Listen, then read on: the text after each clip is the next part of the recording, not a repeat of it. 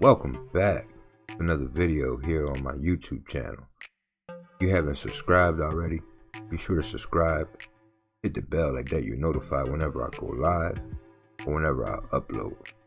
Subscribe to my newsletter, like that you're up to date with everything I do. And below this video you can also get access to me on my Facebook page. Be sure to like this video, share it. There's some good information in this documentary that I'm about to share with everyone. Comment, let me know what you think about the information. And again, like the video and dislike it if you're not feeling it. You feel me? With that said, I'm gonna go ahead and get into this information. I ran into this documentary that was created by Weedmaps on this website that is called the exitdrug.com. You could access this documentary on that website. Again, it was created by Weedmaps. It's an investigation on how cannabis could play a major role in ending the opioid crisis, which is a public health emergency that has been killing an average of 115 U.S. citizens a day in America. That's serious, because I know a few of these people that has passed away due to this crisis. So with that said, my good peoples, I'm gonna go ahead and share this documentary with everyone. Just bear with me one quick second. I'll turn off the music and share the documentary with everyone. Make sure you comment. Let me know your thoughts on this topic.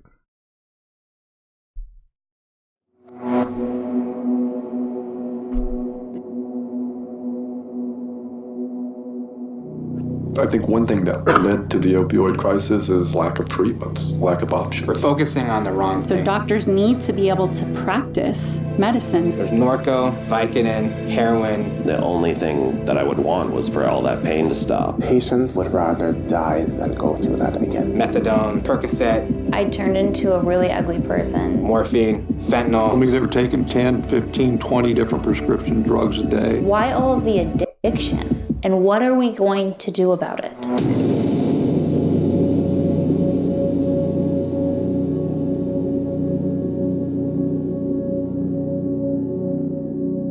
There is overwhelming evidence. There is irrefutable evidence that cannabis is safe and effective. Cannabis is the gateway to getting out of opioid abuse. This is not my opinion. This is evidence that cannabis is an effective and safe substitute for pain-relieving drugs like prescription opioid analgesics. My name is Dr. Adi Poe. I am a neuroscientist who has studied the interaction between cannabis and opioids for the last 13 years or so. The most exciting and promising value in medicinal cannabis is the sheer volume of people's lives who will be improved. So we're not just talking about people who will stay alive because they didn't overdose on opioids. We're also talking about all those people who are suffering and there is no alternative and no other drugs have worked. It is so hard to have to tell a family member, hey, your child died or your family member died from opioids, and then go to the next patient complaining of pain and prescribe him the same thing that just killed this other person. I might as well be like, here's a needle, here's a syringe. You might as well just start heroin because this is where it's gonna end up. I've been an ER physician for 6 years, and I've been involved with medical marijuana for greater than a year. I've seen people die from heroin. I've seen kids die from taking opioids. I've seen people die from benzo overdose. I have not, till this day, seen somebody die from marijuana. I'm Mark Wallace. I'm an anesthesiologist, boarded in anesthesiology and pain medicine. I'm chair of the Division of Pain Medicine here at UC San Diego. A lot of the heroin users got their start with prescription opioids. That led the CDC to start taking a look at this, the Center for Disease Control, and saying, we have a problem. In 2016, the Centers for Disease Control came out with a set of guidelines in order to curb this crisis. One of those was that we need to switch to non-opioid drugs for most cases of chronic pain. The National Academies looked at more than 10,000 studies in humans, only published since 1999, and they definitively concluded that not specific cannabinoids, not isolated cannabinoids, cannabis is indeed safe and effective for the treatment of chronic pain. So the CDC was asking for non-opioid alternatives, and the National Academies has given us an answer, and that's cannabis. The roots of the opioid epidemic are really in the early 90s. The American Pain Society came out with some publications in support from consumer advocate groups and patient advocate groups. They all came together and said, hey, we have a huge crisis of untreated pain in this country. At the same time, the emergence of oxycodone happened. So all of a sudden, you have this untreated pain epidemic combined with this brand new what was thought of as a miracle drug. The evidence that we have now, obviously, is that there is no difference between oxycodone or any of these other prescription drugs and heroin. Currently, in the United States, over 91 people a day dying from opioids. It's a terrible killer. We lose over 50 veterans a day now to prescription drug overdose and suicide. It's not that they want to become addicted, but they either start depending on it or it's difficult for them to learn how to deal with pain. There's an overlap between addiction and pain, which makes it very, very difficult. I think the answer is probably just to try to prevent them from going on the opioid in the first place. Cannabis is safe and effective for the treatment of chronic pain, which opioids are not. Opioids are really great at treating severe pain, but over the long term, their utility is diminished because of the severe side effects that accompany them. In order to get pain relief, you have to suffer through those side effects. And one of the reasons that cannabis is an effective alternative to opioids is because it does not produce those side effects. We discovered that the active molecule in the cannabis plant was delta-9 THC. That was in the 60s, but it wasn't until the early 90s that we really identified what it was inside of our own bodies that was activating the same receptors that THC was. We have cannabinoid receptors all over our body. They're located on inflammatory cells, white blood cells, lymphocytes. They're located all throughout the nervous system, both the peripheral nerves, the spinal cord, the brain. They have anti-inflammatory effects. They have various properties that have health benefits. And then the cannabinoid 1 receptors, when you stimulate them, you actually reduce pain transmission into the nervous system. We have thousands of veterans who have used cannabis to get completely off of opiates. We have tens of thousands more who've used it to dramatically decrease the amount of opiates that they take. Cannabis saved my life, and it saved the lives of thousands of other people as well. When patients are given access to cannabis, they automatically reduce how much opioids they consume. And if people are consuming fewer opioids, then we have fewer opioid overdoses. And this is evidenced in the literature. At what point from injury to opioid overdose death is cannabis intervening to prevent opioid overdose? So there are lots of possibilities. It could be that early on, they start using cannabis instead of opioids. So you have the prevention of opioid use entirely, or you have the prevention of opioid escalation. So instead of taking more and more opioids because they've developed a physical dependence and tolerance, they switch to cannabis. The nature of opioids is that you need to take more and more to experience the high that you had in the past. People don't really realize how addictive it is. So just the pain of coming off opioids sometimes maintains people on the opioids because they don't want to go through this experience. I've had many patients in my practice that have been able to wean themselves off of narcotics and use marijuana instead. Now, it's also possible that once people are physically dependent upon opioids, they turn to cannabis for help. Cannabis can alleviate the withdrawal symptoms, this very bottom of the barrel human suffering. Opioid withdrawal, I can assure you, is probably the 7th level of hell. Heroin detox is the worst physical feeling I've ever felt. The worst flu you've ever had, mixed with a stomach virus, fluids just coming out of you everywhere.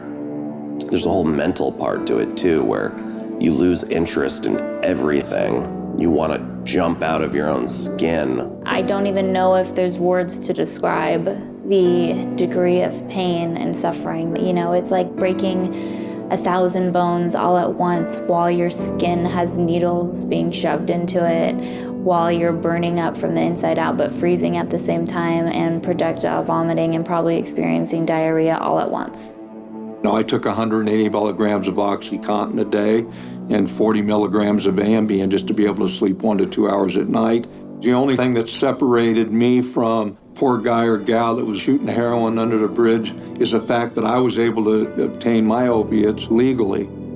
The brain does not care whether you're getting this drug from a prescription or whether you're getting this drug from a street corner. When I was 16, I was introduced to OxyContin, and my love affair with opiates really took off. Eventually, my sister and I were up to smoking 10, 15 pills a day. I mean, they did nothing for us because we had built such a high tolerance.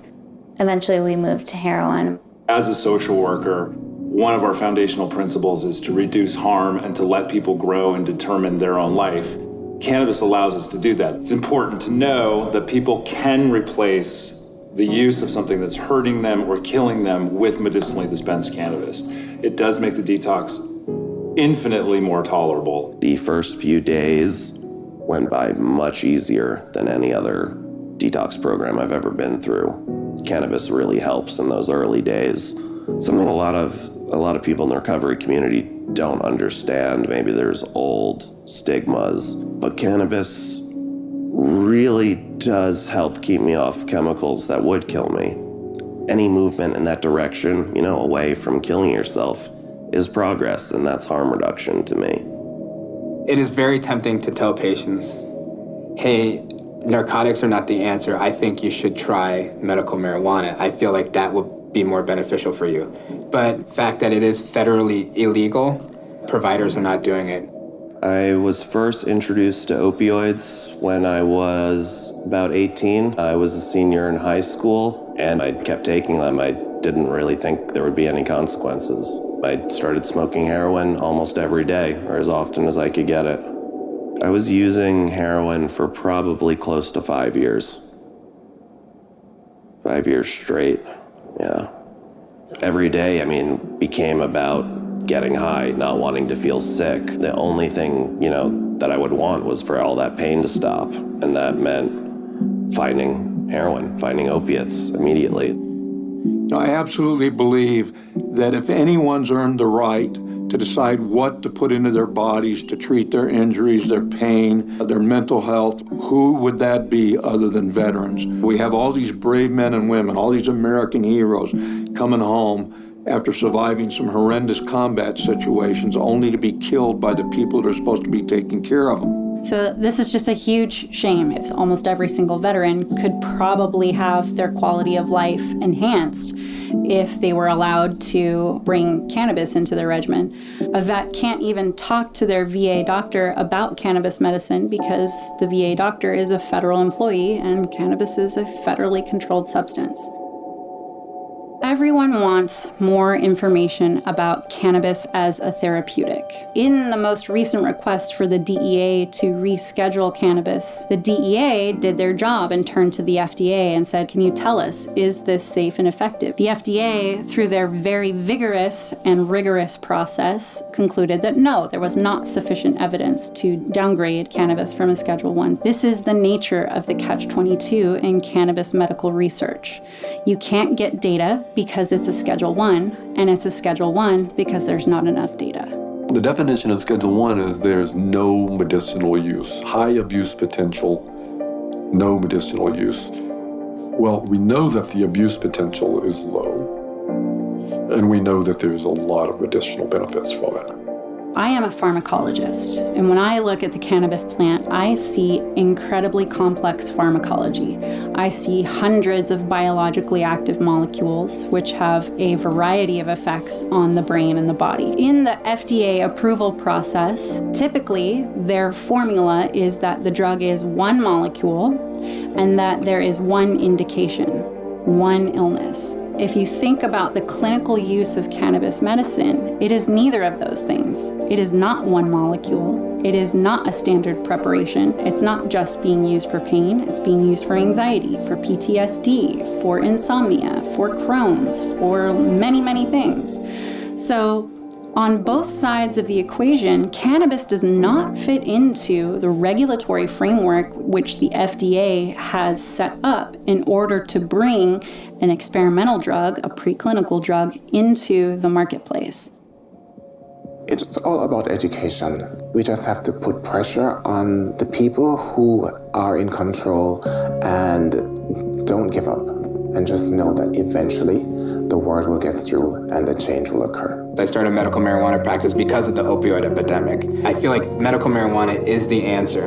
I would much rather have a patient rely on marijuana than have to rely on a benzo or rely on a narcotic. Because people are not dying from overdoses of marijuana. There hasn't been a case. If you look at states that have passed medicinal cannabis laws, on average, there is a 25% drop in fatal opioid overdoses. Now that effect gets larger the longer that law has been instituted. So for instance, in the state of California, which has had a medicinal law since 1996, there's actually a 33% reduction in their opioid overdose rate. I'm using cannabis to get my patients off of opioids. It's amazing how many people will wean off slowly, and now they're in a lot of pain. And then I'll introduce the cannabis and they feel better.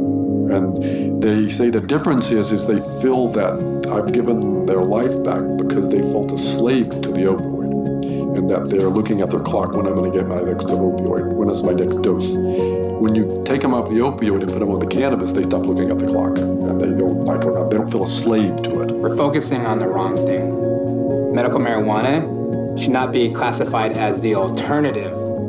It should be the first line of treatment.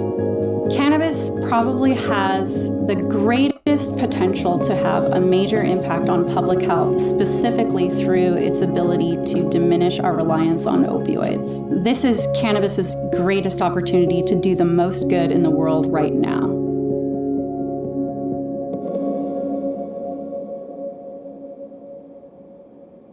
Wow. Let's talk about it. In the chat section, comments. What y'all think about this information? Is cannabis the answer to the opioid crisis in America today?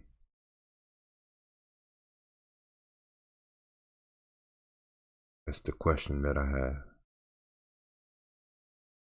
Give me 1 second, get everything back. And Orta here.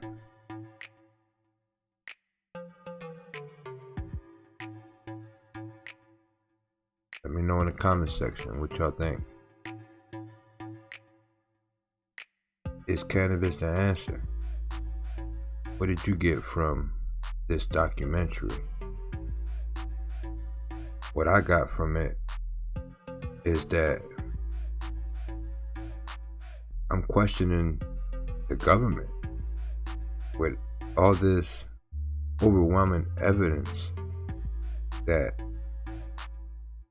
there's good use for cannabis. There's more than one use for this thing that could help people, let alone help people that are struggling with addiction to opioids. They rather prescribe folks methadone, Suboxone, which, in my opinion, is substituting another drug for another drug. If you don't have that methadone, or if you don't have that Suboxone, you're gonna end up going through that same withdrawal that, if not worse, from what I hear, that you would go through if you was withdrawing from heroin. You feel me? And there's still overdoses, because you got people out there that abuse the medicine that they're given, you know what I'm saying, plus the drugs. With this thing here, with cannabis, there's not one reported death due to the use of cannabis. You feel me? But yet, we have 115 deaths a day behind this epidemic crisis. Feel me? I'm just a little confused on why is it that marijuana is not federally legal in America today, with all this overwhelming evidence that there is. It boggles my mind. But who am I?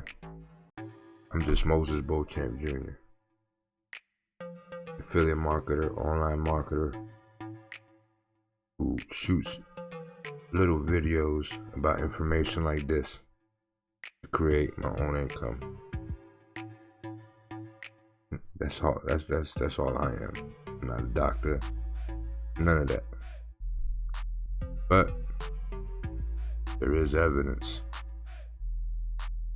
that cannabis is helping folks get off the opiates. Let me know in the comment section. Let's have a discussion about it. Subscribe to the channel. Hit the bell like that. You know when I'm going live, where I upload. Subscribe to the newsletter, where I'll be sending to your email some free information on internet marketing, affiliate marketing, and a lot of other things. A lot of free goodies that I'll be sending you there to your email. Like the video if you liked it. If you didn't like it, hit the thumbs down, and don't like it. Let me know in the comment section what you got from this information. What do you think about it? Do you think that this is the solution? You feel me? One more again. I'm your boy, Moises Beauchamp. Taking it down. Signing out. Subscribe, like, dislike, comment.